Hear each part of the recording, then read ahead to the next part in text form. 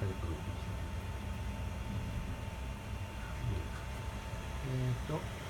ファンをつけてみました。表面の温度46度から50度近くまで上がってましたが、ファンをつけて蓋をすると38度、40ちょっと、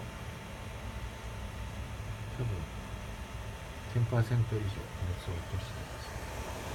現在ファンが12度間のファンを10号機で少し低速で回していますので、結構うるさいです。